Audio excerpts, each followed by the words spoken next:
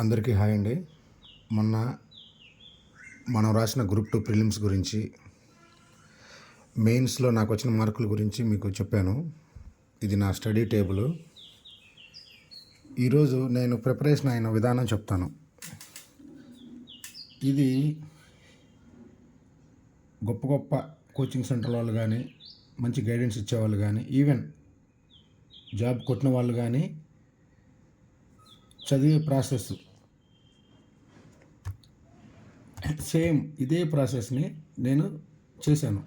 సిలబస్పై పూర్తి అవగాహన రావాలి. ఫస్ట్ మనం రాసే ఎగ్జామ్ గురించి నేనే టైప్ చేసుకొని, నేనే ప్రింట్ తీసుకొని ఎదురుగా పెట్టుకున్నా. ఇది ఎకానమీ గురించి చెప్తున్నా. అన్నీ అలాగే చేశాను. ఏ డేట్లో ఏ సిలబస్ కంప్లీట్ చేశానో కూడా. ఇది ఎకానమీ. నెంబర్ 2, మంచి అథెంటిక్ సోర్స్ పుస్తకాలు.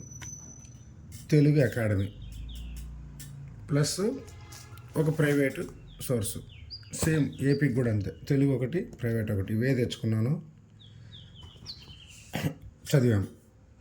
తర్వాత మూడో స్టెప్, సబ్జెక్టు మొత్తం చాప్టర్లు వైజ్గా, సిలబస్ వారీగా ఓవరాల్ అండర్స్టాండింగ్ అయ్యేలా 2-3 సార్లు చదవడం.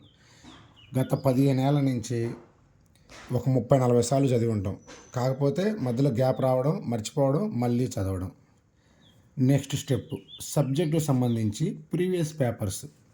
అలాగే ఏ ఎగ్జామ్లో అయినా, సివిల్స్ కానీ, group 1, 2, 3, 4, Telangana JL, endowment, jail warden, అన్ని ఎగ్జామ్స్లలో మన సబ్జెక్టుకు సంబంధించి ఆ ప్రశ్నలు ఎలా అడుగుతున్నాడు, ఎలా ఉన్నాయి, ట్రెండ్ ఎలా ఉంది, ఎలా ట్రిక్కీగా అడుగుతున్నాడు, ఏ చాప్టర్లు ఎక్కువ వస్తున్నాయి, ఇవన్నీ ఒకసారి ప్రాక్టీస్ చేయాలి. ఆ తర్వాత మళ్ళీ మన సబ్జెక్ట్ని మళ్ళీ ఒకసారి చదవాలి. ఈ బిట్లు ఎక్కడెక్కడ ఏ పాయింట్లలో వచ్చాయి, ఏ సబ్జెక్ట్లో ఏ చాప్టర్లో వచ్చాయని. నెక్స్ట్ 5th తర్వాత ఇప్పుడు నోట్స్ రాసుకోవాలి. నోట్స్ అంటే చెప్తారు కదా, పేజీలు కాదు. ఒక లైన్ చదివితే దానికి సంబంధించిందంతా గుర్తొచ్చేది. మళ్ళీ చదివితేనే గుర్తుండేది. బాగా ఇంపార్టెంట్ అన్నది షార్ట్గా నోట్స్ రాసుకోవాలి. ఇది నా ఎకానమీ నోట్స్. ఆల్మోస్ట్ ఒక గ్రంథంలాగా రాశాను. సింపుల్గా చెప్పాలంటే మనకి ఇది ఏంటి, ఇప్పుడు స్వర్ణాంధ్ర ఉంది. జనరల్గా మనకేంది, యూట్యూబ్లోనో లేదా ఏదైనా కోచింగ్ సెంటర్లోనో వాళ్ళు షార్ట్ చేసేస్తారు. నేను బుక్ అసలు మొత్తం 230-240 పేజీలని నేను చదివి అసలు ఎలా అడగొచ్చు అనుకొని నాకు నేను ఓన్గా రాసుకున్నా నోట్స్. స్వర్ణ అంటే 1-2 రావచ్చులే, ఎంత మన ఫ్యూచర్ గురించి గవర్నమెంట్ అని. ఇది తర్వాత మళ్ళీ సెంట్రల్ గవర్నమెంట్ స్కీమ్స్ అన్నీ ఒక చోట,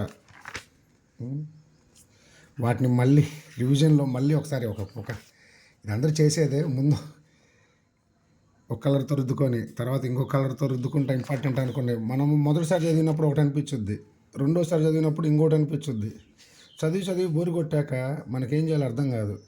ఈ స్కీమ్స్ అన్నీ గత 10 సంవత్సరాలు తిరిగి అన్నీ అనుకొని రాసుకున్నాక 2017లో స్కీమ్స్ లేవు, 2021లో 2022లో ఎందుకు లేవు అంటే ఎలక్షన్ మధ్య ఇయర్లు కొంచెం అప్పుడప్పుడు ఇలా కూడా వస్తుంటాయి థాట్స్ చదివేటప్పుడు. అప్పుడంత మనకి అవసరం లేదనుకుంటారేమో.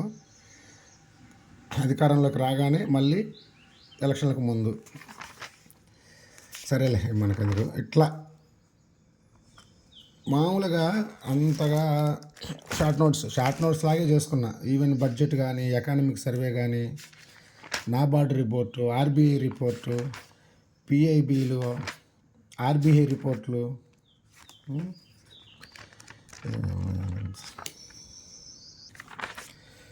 నీతి ఆయోగ్, ఎస్డిజి గోల్స్.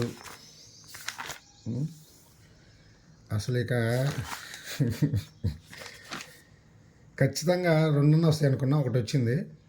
కొన్ని ఇంపార్టెంట్ అనుకుని పక్కన పెట్టుకునే రాలేదు, కొన్ని బేసిక్స్ అడిగారు. ఓకే, ఇట్లా సిలబస్ ముందు పెట్టుకొని అథెంటిక్ బుక్స్ తెచ్చుకొని సబ్జెక్ట్ అంతా 1కి 4 సార్లు చదివి ప్రీవియస్ పేపర్లు ప్రాక్టీస్ చేసి నోట్స్ షార్ట్గా రాసుకొని రివిజన్ చేసి కరెంట్ అఫైర్స్తో అప్డేట్ చేసుకుంటూ, ఇది 2023 అప్డేట్ ఇండెక్స్, ఇది నేను తయారు చేసుకుంది.